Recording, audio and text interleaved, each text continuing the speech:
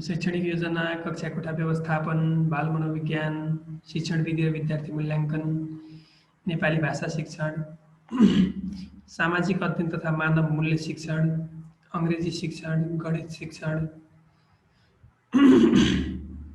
विज्ञान तथा प्रविधि शिक्षण, स्वास्थ्य शारीरिक शिक्षा तथा सृजनात्मक कला, भाषा पाठ्यक्रम, योबाट कसरी कसरी प्रश्न सोधिन्छ हामीले यो छलफल गरिसक्यौँ।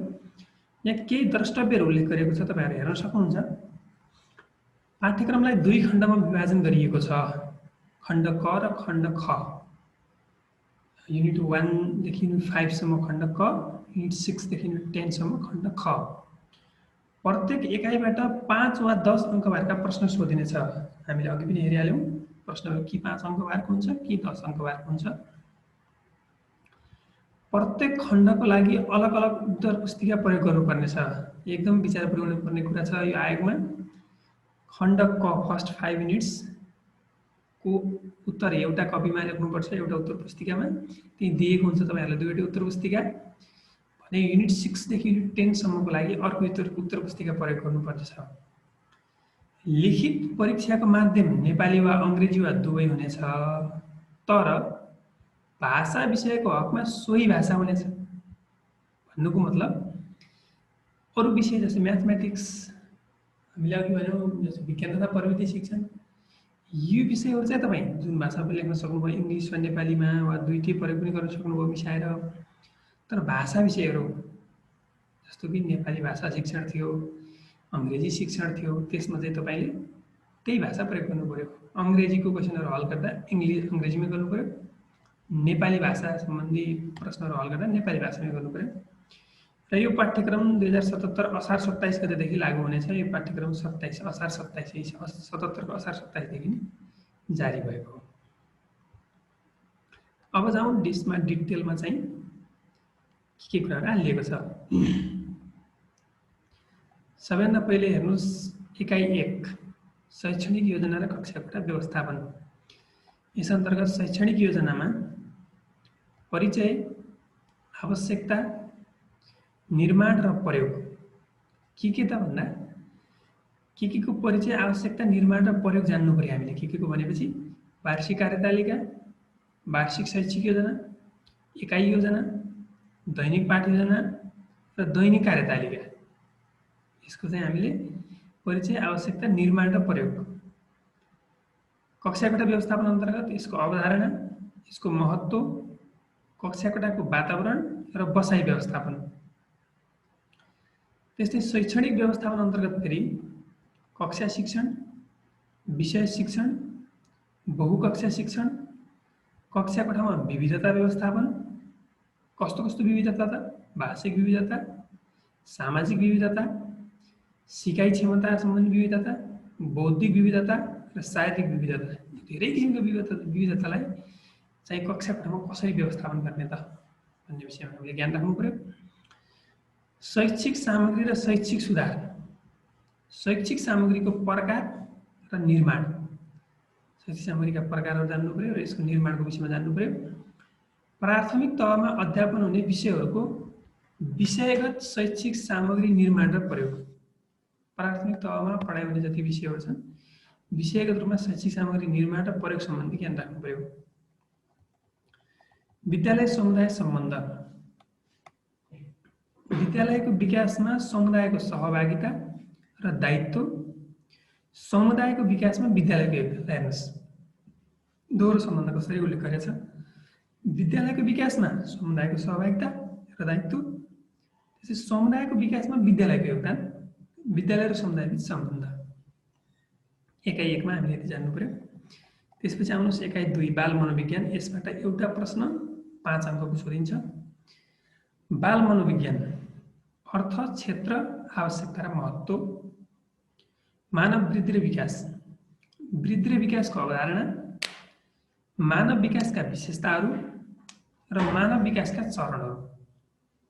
विशेषता जान्नु पर्यो र चरणहरू जान्नु पर्यो। त्यस्तै पूर्व बाल्यावस्था तथा उत्तर बाल्यावस्था। परिचय, विकासात्मक कार्य, विशेषताहरू, शारीरिक र संवेगात्मक परिवर्तन तथा प्रभाव, रुचिहरू, सङ्कटहरू, पूर्व र उत्तर बाल्यावस्थाका विद्यार्थीको सुरक्षित विकासमा शिक्षक र अभिभावकको भूमिका। यो आधारभूत तहको पाठ्यक्रममा उत्तर बाल्यावस्था एकदम डिटेलमा छ, तर यहाँ पूर्व बाल्यावस्था स्पेसल्ली फोकस गरेको छ। यो किनभने प्राथमिक तह पढ्ने विद्यार्थीहरू सुरुवाती चरणमा पूर्व बाल्यावस्थामा चाहिँ विद्यालयमा हुन्छन् र बिस्तारै तिनीहरू उत्तर बाल्यावस्था प्रवेश गर्दा पनि प्राथमिक तहमा रहिरहेका हुन्छन्। त्यो भएर चाहिँ यहाँ राखेको छ यो कुराहरू। त्यसपछि अर्को छ यसैमा जोडेको 2.4 सिकाइ। अर्थ, स्वरूप र शैलीहरू, परिपक्वता र सिकाइ बीच अन्तर सम्बन्ध। हेर्नु है, परिपक्वता र सिकाइ बीच अन्तर सम्बन्ध, स्व प्रतिबिम्बन सेल्फ रिफ्लेक्सन र सिकाइ। सिकाइमा स्थानान्तरण अथवा सिकाइको स्थानान्तरण, स्मरण र विस्मरण, उत्प्रेरणा र सिकाइ। उत्प्रेरणा र सिकाइ, उत्प्रेरणा र सिकाइको चाहिँ ज्ञान राख्नु पर्यो हामीले। त्यस्तै एकाइ 3 मा शिक्षण विधि र विद्यार्थी मूल्याङ्कन। शिक्षण विधि, प्राथमिक तहमा अध्यापन हुने विषयहरूको विषयगत शिक्षण विधि। यो प्राथमिक तहको पाठ्यक्रम डिटेलमा जाने हो भने अझ झन ब्रोड छ अरूतिरको भन्दा, किनभने अब प्राथमिक तहमा अध्यापन हुने विषयहरूको जति पनि विषयहरू अध्यापन हुन्छ तिनको चाहिँ हामीले विषयगत शिक्षण विधि जान्नु पर्यो। तिनको परिचय जान्नु पर्यो, विशेषता जान्नु पर्यो, शिक्षण विधिको वर्गीकरण र प्रयोग। हामीले अलग अलग चाहिँ म्याथमा यो विधि प्रयोग हुन्छ, यसरी हुन्छ भनेर त्यो डिटेलमा जान्न गाह्रो होला। टोटालिटीमा चाहिँ यी विधिहरू प्रयोग हुन्छन् भनेर, अनि ती विधिहरू कुन कुन विषयमा कसरी चाहिँ प्रयोग गर्न सकिन्छ थोरै थोरै जोड्न सक्ने हुनु पर्यो। पाठ्यपुस्तक र शिक्षक निर्देशिकासँग शिक्षण विधिको सम्बन्ध। पाठ्यपुस्तक र शिक्षक निर्देशिकासँग शिक्षण विधिको के सम्बन्ध छ, क्रिटिकल खालको। त्यसै शैक्षणिक प्रविधि, अर्थ, परिभाषा, महत्त्व, वर्तमान अभ्यास, व्यवस्थापन र प्रयोग। चाहिँ शैक्षणिक प्रविधिको चाहिँ अर्थ जान्नु पर्यो, परिभाषा जान्नु पर्यो, महत्त्व, वर्तमानमा हाम्रो अभ्यास के छ, व्यवस्थापन र प्रयोग जान्नु पर्यो। त्यस्तै परीक्षा र मूल्याङ्कन। परीक्षाको अवधारणा, उद्देश्य, प्रकारहरू, शिक्षक निर्मित परीक्षा र स्तरीकृत परीक्षा, मूल्याङ्कनको अवधारणा, उद्देश्य, प्रकार, मूल्याङ्कनका साधनहरू र प्रयोग, र प्राथमिक तहमा प्रयोग हुने मूल्याङ्कनका विधि तथा प्रक्रियाहरू। यो जान्नु पर्यो हामीले प्राथमिक तहमा कुन कुन मूल्याङ्कनको विधि तथा प्रक्रिया प्रयोग भएको छ, कुन कुन उपयुक्त हुन्छ, यसरी चाहिँ व्याख्या गर्न सक्नु पर्यो। त्यस्तै मूल्याङ्कनका अन्य साधन। यो अन्य साधन भन्नाले केलाई जनाउँछ भने परीक्षा बाहेकको अन्य साधन।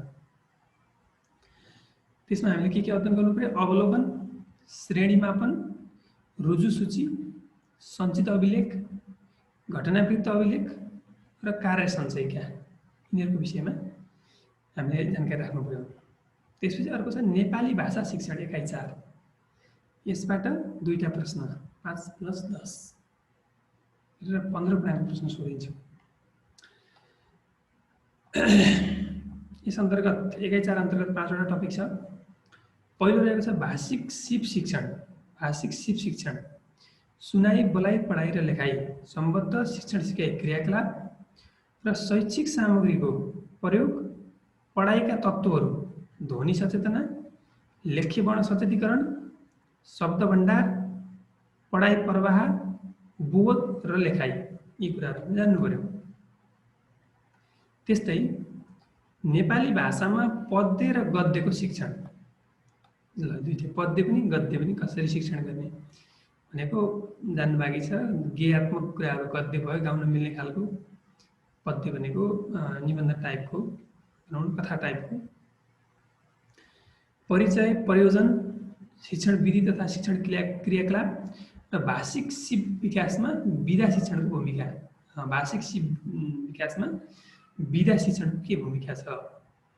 त्यस्तै व्याकरण शिक्षण, त्यस अन्तर्गत हामीले वर्ण विन्यास तथा लेख्य चिन्हको प्रयोग, लेख्य चिन्हको परिचय, प्रयोग, शब्दकोश प्रयोग, शब्द भण्डार र उखान टुक्का, शब्द रचना, वाक्य रचना र वाक्यान्तरण। त्यस्तै नेपाली भाषा शिक्षणमा प्रयोग गरिने शिक्षण विधिहरू तथा मूल्याङ्कनका प्रचलित युक्ति तथा साधनहरू यो जान्नु पर्यो। नेपाली भाषा शिक्षणमा कस्ता कस्ता विधिहरू प्रयोग हुन्छ र कस्ता कस्ता युक्तिहरू भनेको टेक्निक्स र साधनहरू, मूल्याङ्कनका युक्तिहरू।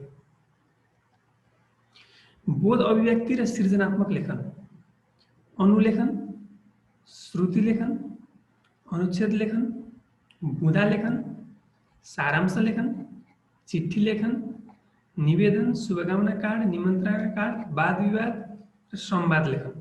यति कुराहरू हामीले जान्नु पर्यो सृजनात्मक लेखन अन्तर्गत र बोध अभिव्यक्ति अन्तर्गत। त्यस्तै अब हामी जाउँ एकाइ 5 तर्फ। एकाइ 5 छ हाम्रो सामाजिक अध्ययन तथा मानव मूल्य शिक्षण। यस अन्तर्गत 5वटा टपिकहरू राखिएको छ।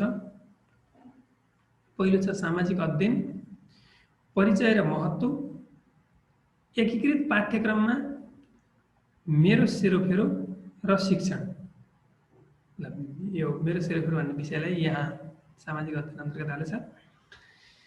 समाज र संस्कृति, समाज, संस्कृति र मानवीय सम्बन्ध तथा सामाजिक समस्या, कारण र समाधानमा सरकारी र गैर सरकारी निकायहरूको भूमिका। हेर्नु त, सामाजिक समस्याको कारण र समाधानमा भनौँ सरकारी र गैर सरकारी निकायहरूको कस्तो भूमिका रहेको छ। हाम्रो पृथ्वी र भूगोल। अब यो सामाजिक अध्ययन भनेको विषय नै ब्रोड छ, त्यही भएर फरक टपिकहरू परिरहेको छ। समाज संस्कृति आयो, अब भूगोल।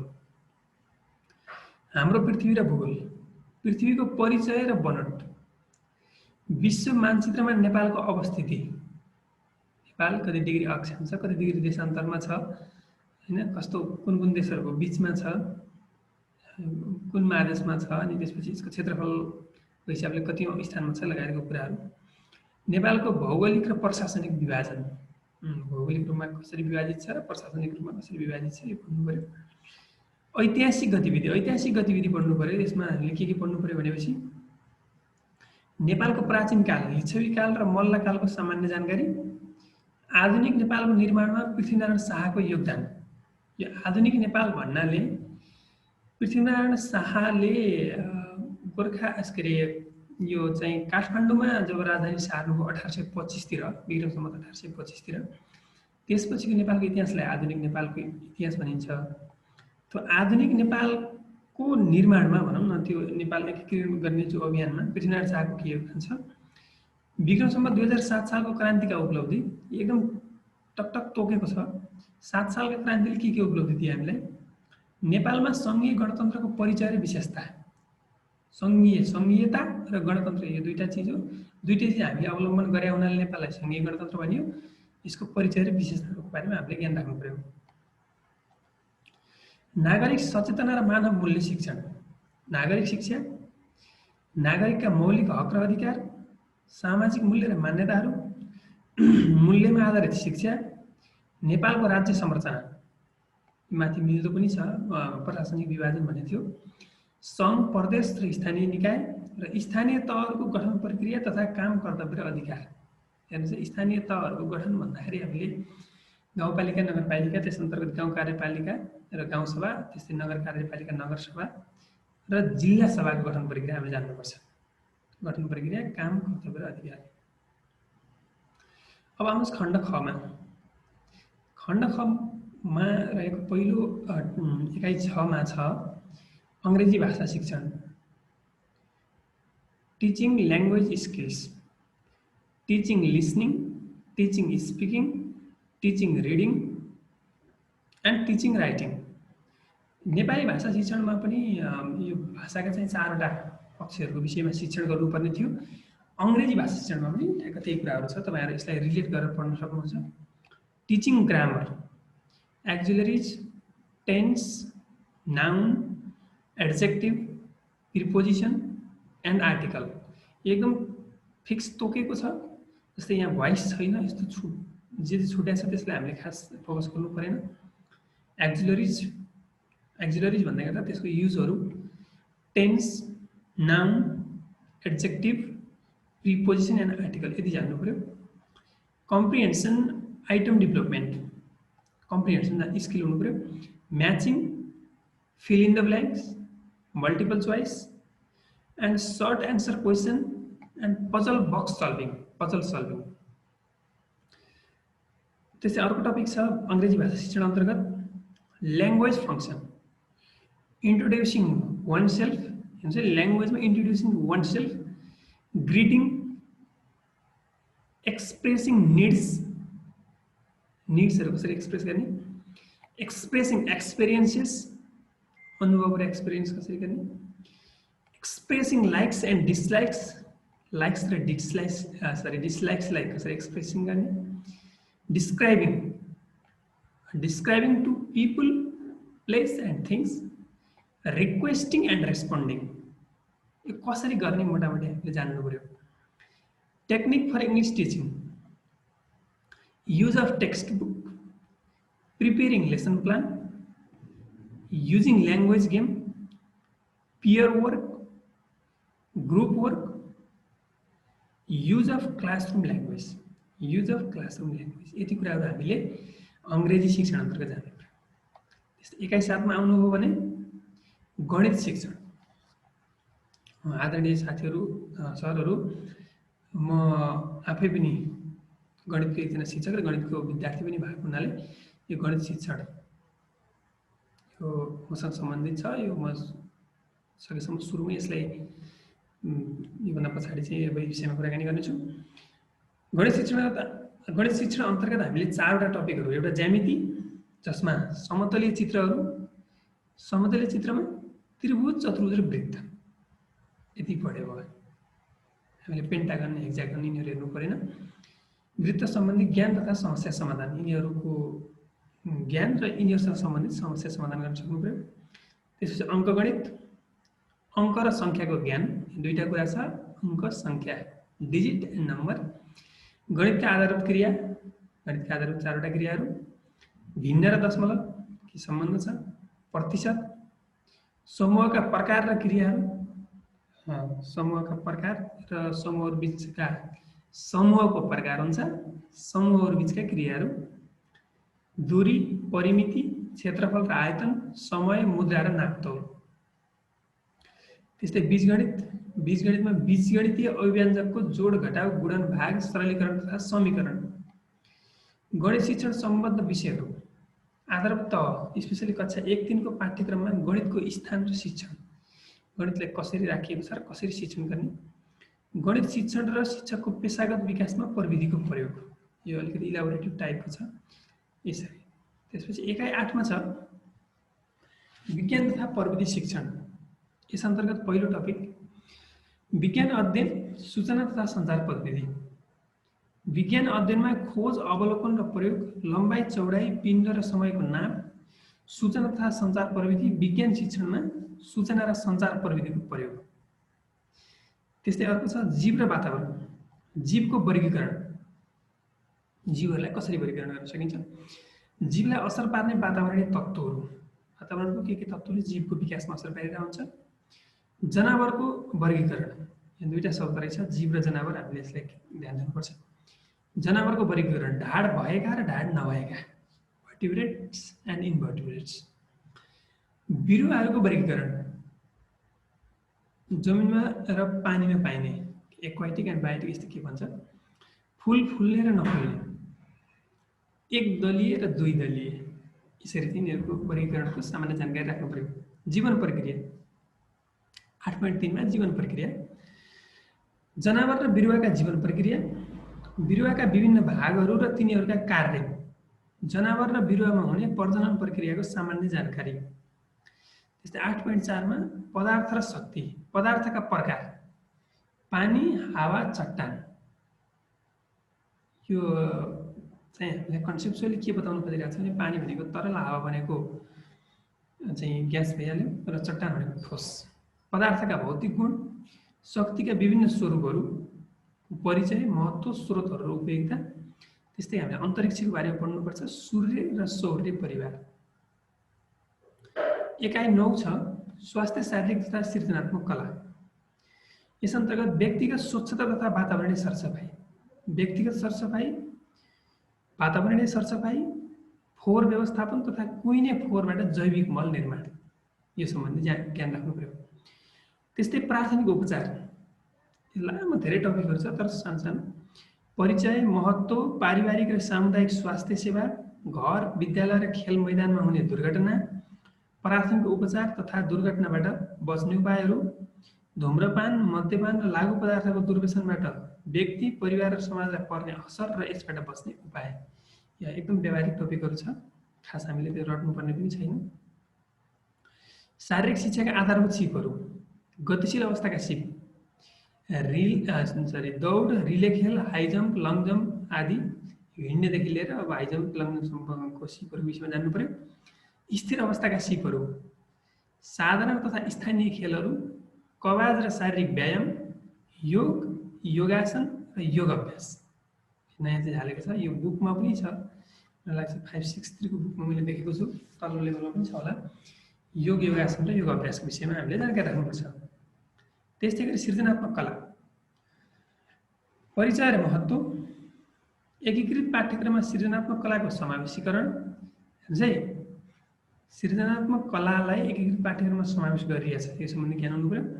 दृश्य कला र सङ्गीत कलाभित्र पर्ने विषयवस्तुको सामान्य परिचय र उद्देश्य, विषयवस्तु र पाठ्यभार, यो कसरी राखिएको छ चाहिँ यो हाम्रो प्राथमिक तहमा त्यो कस्तो कस्तो विषयवस्तु राखिएको छ, तिनको उद्देश्य के हो र पाठ्यभार कति छ यो जान्नु पर्यो।